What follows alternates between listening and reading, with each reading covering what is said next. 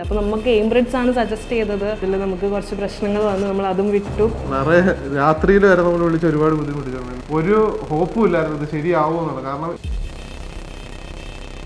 Hi, എൻ്റെ പേര് Taslima. Hi, എൻ്റെ പേര് നിയാസ്.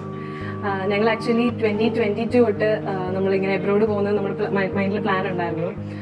അങ്ങനെ നമുക്ക് കുറേ പേര് സജസ്റ്റ് ചെയ്ത്, നമ്മുടെ വീട്ടിൽ നെയ്ബറിൽ ഒരാൾ പോയിട്ടൊക്കെ ഉണ്ട്, അപ്പോൾ അവരുടെ വഴി സജസ്റ്റ് ചെയ്തതാണ് നമുക്ക് എംബ്രിഡ്സ്. സോ എംബ്രിഡ്സിൻ്റെ അടുത്ത് വന്ന് നമ്മൾ ആ സമയം ട്രൈ ചെയ്തു. ഞാൻ അപ്പോൾ ഒരു മാസ്റ്റേഴ്സ് കോഴ്സാണ് നോക്കിയത്.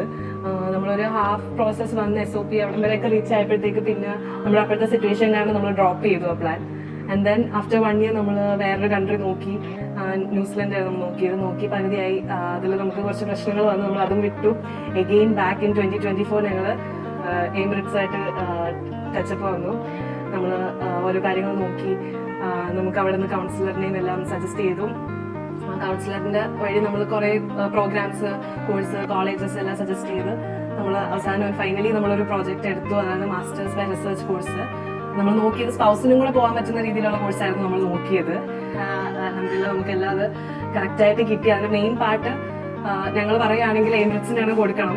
ആൻഡ് എസ്പെഷ്യലി അഫ്ന ആയിരുന്നു ഞങ്ങളുടെ കൗൺസിലർ. പുള്ളിക്കാരത്തെ നമുക്ക് എല്ലാ പ്രോസസ്സ് ആയാലും ഏത് സമയത്ത് വിളിച്ച് ചോദിച്ചാലും ഈച്ച് ആൻഡ് എവറി ഡൗട്ട് അത് ശരിക്കും പറഞ്ഞേ പറ്റത്തുള്ളത്. Hats off. ആ ഒരു അത്രയും കമ്മിറ്റ്മെന്റോടുകൂടി വർക്ക് ചെയ്യാന്ന് പറയുന്നത് ഇറ്റ്സ് റിയലി ഹാറ്റ്സ് ഓഫ്. നമുക്ക് ഓരോ കാര്യങ്ങൾ 10 മണി എന്നില്ല 11 മണി എന്നില്ല, ഞാൻ ഒരുപാട് ബുദ്ധിമുട്ടിച്ചിട്ടും എനിക്ക് പുള്ളിക്കാരത്തെ എല്ലാം ചെയ്തു തന്നു.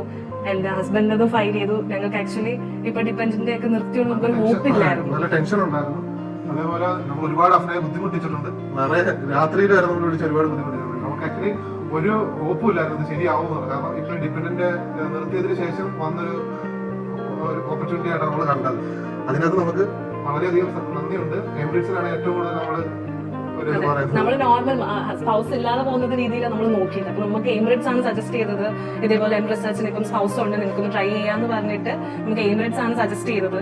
കോഴ്സും എന്റെ കരിയർ വൈസ് എനിക്കും കൂടെ ഒരു ഓപ്പൺ ആയിട്ട് ചൂസ് ചെയ്യാൻ, എന്റെ കരിയർ അലൈൻ ചെയ്തിട്ട് രീതിയിലുള്ള കോഴ്സും കിട്ടി.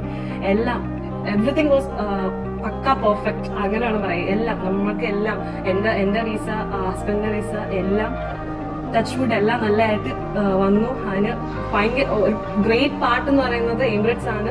അതേപോലെ അഫ്ന, അതേപോലെ രാജേഷ് ചേട്ടൻ നമുക്ക് ഫിനാൻസിന്റെ കാര്യങ്ങളെല്ലാം സെറ്റ് ചെയ്ത് എല്ലാം ചെയ്തു തന്നു. പുള്ളിക്കാരനും ഇതേപോലെയാണ്. നമുക്ക് എന്ത് പറയുന്നു, എന്ത് ചോദിക്കുന്നോ ഫിനാൻസിന്റെ അതെല്ലാം അതേപോലെ പറഞ്ഞു തരികയും കാര്യങ്ങളും എല്ലാം. ഞങ്ങൾ വിളിച്ചത് ആക്ച്വലി അമീനിക്കായിരുന്നു. അമീനിക്കാണ് സജസ്റ്റ് ചെയ്തത്. ഉറപ്പായിട്ട് നിങ്ങൾ ചെയ്യും, ബാക്കി കാര്യങ്ങളെല്ലാം നോക്കിക്കോളാന്ന് പറഞ്ഞു കൂടെ നിന്നതും ഞങ്ങളെ കൊണ്ട് പറ്റാത്ത ഒരു കാര്യം, ഒരു കമ്മിറ്റ്മെന്റ് എടുക്കത്തില്ല എന്ന് പറഞ്ഞിട്ട് തന്നെ അവർക്ക് ഉറപ്പുള്ള കാര്യമാണ് നമുക്ക് സജസ്റ്റ് ചെയ്തത്. അതുകൊണ്ട് എങ്ങനെ ഞങ്ങൾക്ക് താങ്ക്സ് പറയാൻ ഞങ്ങൾക്ക് ലിറ്ററലി ഞങ്ങൾക്ക് അറിയത്തില്ല. അത്രയ്ക്കും ഗ്രേറ്റ്ഫുൾ ആണ് ഞങ്ങൾ. Thank you so much. എംബ്രിഡ്സിനും wishing you all the very best. Thank U.